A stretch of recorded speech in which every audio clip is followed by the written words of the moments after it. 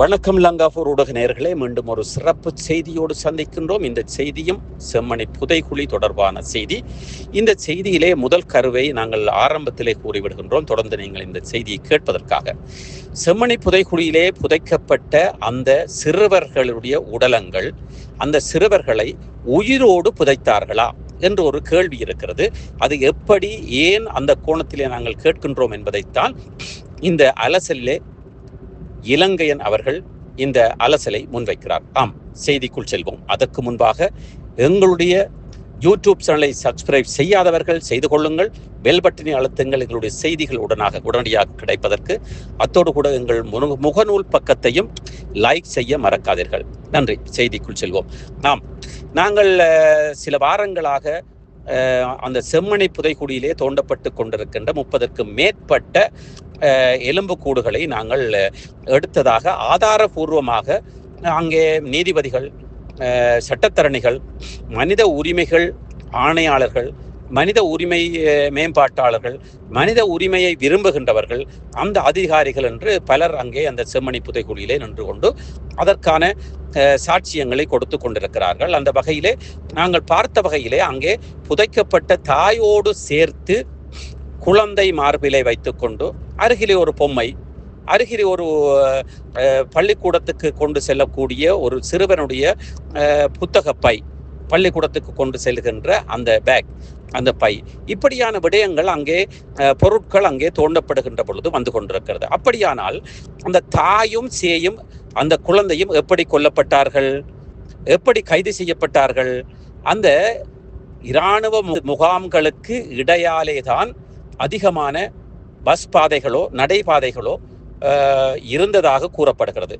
அந்த இராணுவ இரு பகுதிகளிலும் இராணுவ முகாம், தடை கற்கள் மற்றும் தடை கம்பிகள், முட்கம்பிகள், அதைவிட சோதனை சாவடிகள் இப்படி இருந்து அதை சந்தேகமானவர்களை சோதித்து அதன் பிற்பாடுதான் அதை தாண்டி செல்வார்கள், மக்கள் தங்கள் குடியிருப்புகளுக்கு தாண்டி செல்வார்கள் என்று கூறப்படுகிறது. அப்பொழுது குழந்தையோடு சென்ற ஒரு தாயை சந்தேகத்தின் பேரில் கைது செய்தோ அல்லது வன்புணர்வு செய்வதற்காக கடத்தப்பட்டு பலாத்காரமாக கைது செய்தோ அந்த குழந்தையையும் அழைத்து கொண்டு சென்று அந்த தாயை துன்புறுத்தியோ அல்லது கொலை செய்தோ அந்த தாயை புதைத்து விட்டு அந்த புதைக்கின்ற குழிக்குள் அந்த பொம்மை வைத்திருந்த என்று சாட்சியம் கூறப்படுகின்ற அந்த குழந்தையை உயிரோடு போட்டு பொம்மையோடு புதைத்தார்களா, அல்லது கொலை செய்துவிட்டு அந்த பொம்மையை அந்த குழந்தையின் பாசத்தில் போட்டார்களா என்று நாங்கள் கூற முடியாது. பாசத்தில் இராணுவம், கொலை செய்த இராணுவம் நிச்சயமாக அந்த பொம்மையை போடுவதில்லை. அப்படியானால் அந்த பொம்மையை குழந்தை வைத்திருக்கின்ற பொழுது தாயை கொலை செய்து, அதுவும் எந்த எலும்புக்கூடுகளின் அருகிலே உடைகள் இல்லை என்று கூறுகிறார்கள். அப்படியானால் நிர்வாணமாக அந்த குழிக்குள் போட்டுவிட்டு அதன் பிற்பாடு உயிரோடு குழந்தையை தூக்கி அப்படியே போட்டு புதைத்தார்களா என்பதொரு கேள்விக்குறியாக இருக்கிறது. மார்பிலை கட்டி அணைத்தபடி குழந்தை இருப்பதாகவும் கூறப்படுகிறது. அப்படியானால் உடனடியாக தலையில் அடித்தோ துன்புறுத்தியோ உடனடியாக கொலை செய்துவிட்டு அப்படியே தூக்கி அந்த குழந்தையை பொம்மையோடு போட்டார்களா என்றொரு கேள்விக்குறி இருக்குது. அதைவிட பாடசாலை பையனுடைய அந்த பேக், அந்த புத்தக பை, அந்த புத்தக பை எப்படி அந்த பையனோடு புதைக்கப்பட்டது? சாட்சியங்கள், தடயங்கள் இருக்கக்கூடாது என்பதற்காக போட்டு புதைத்தார்களா, அல்லது ஏதோ தாய் தந்தையோடு வருகின்ற பொழுது அவர்களை பிடித்து துன்புறுத்தல் செய்ததன் பிற்பாடு அந்த பையனையும் அழைத்து சென்று அதன் பிற்பாடு அந்த பையனை, அதாவது பாடசாலையில் இருந்து எத்தனையோ தாய் தந்தைகள் பிள்ளைகளை அழைத்து வர செல்வார்கள். அந்த வகையிலே அப்பொழுது அழைத்து வரப்படுகின்ற பொழுது தாயையோ தந்தையையோ சந்தேக நபராக இருக்கலாம், அல்லது பெண்ணாக இருந்தால் வன்புணர்வுக்காக அவர்கள் பலாத்காரமாக அழைத்து சென்று அவர்கள் உடல் ரீதியாக துன்புறுத்தப்பட்டதன் பிற்பாடு அந்த பையனையும் உயிரோடு போட்டு அப்படியே பேக்கோடு போட்டு புதைத்தார்களா, அந்த பையோடு போட்டு புதைத்தார்களா? இது ஒரு கேள்விக்குறியாக. எதற்காக அந்த பொம்மையை அந்த உடலங்களோடு, அதாவது உடுப்பில்லாத உடலங்கள் என்று கூறப்படுகிறது, அந்த உடலங்களோடு எதற்காக புதைக்க வேண்டும் அந்த பொம்மைகளை? இந்த பேக் எதற்காக அதை சேர்த்து புதைக்க வேண்டும்? ஒன்று தாங்கள் தடைகள் இல்லாமல் தப்பிக்கொள்ள வேண்டும் என்பதற்காக புதைத்தார்களா, அல்லது தாய் தந்தையரை கொலை செய்ததன் பிற்பாடு அந்த புதை குழிக்குள் போட்டு புதைக்கின்ற பொழுது பிள்ளையையும் உயிரோடு போட்டு புதைத்தார்களா என்ற ஒரு கேள்விக்குறி இருக்கிறது. நிச்சயமாக மனித உரிமைகள் ஏற்பாட்டாளர்கள், அந்த ஆராய்ந்து கொண்டிருக்கின்ற அந்த மனித உரிமைகள் பொறுப்பான அந்த அதிகாரிகள் இதனை கண்டுபிடிப்பார்கள் என்று நாங்கள் நினைக்கின்றோம். இருந்தாலும் கூட இதுவரையில் அந்த எலும்புக்கூடுகள் தோண்டப்பட்டு வருகிறது. பல எலும்புக்கூடுகளை இருந்ததாக கூறப்படுகிறது.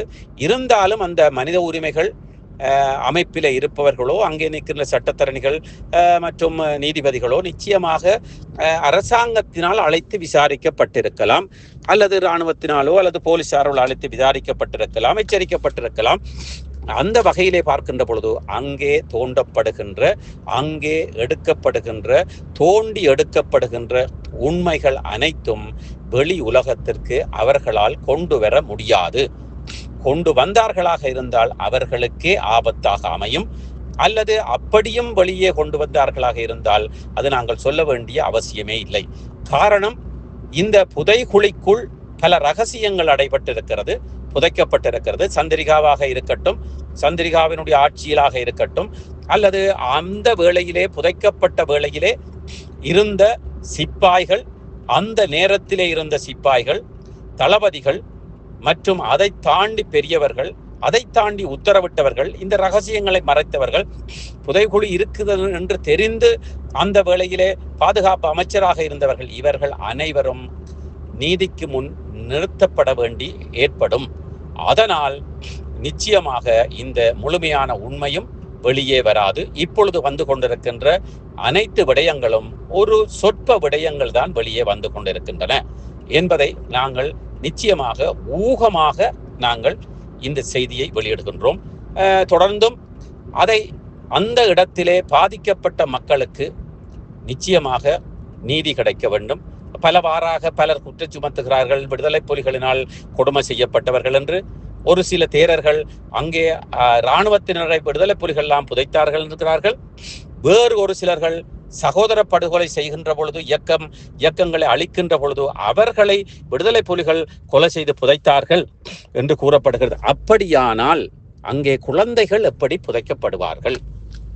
குழந்தைகளை துன்புறுத்தி எதற்காக விடானாவீனா பூனா இயக்கம் புதைக்க வேண்டும்?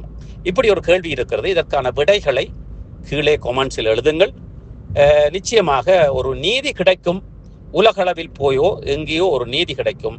அப்பொழுது அந்த நீதி காற்றை மேலே இருந்து ஆவியாக, ஆத்மாவாக அந்த இறந்த உடலங்கள் சுவாசித்து சந்தோஷப்படும். ஆண்டவனை வேண்டிக் கொள்கின்றோம். இலங்கையன், லங்கா 4 ஊடகம்.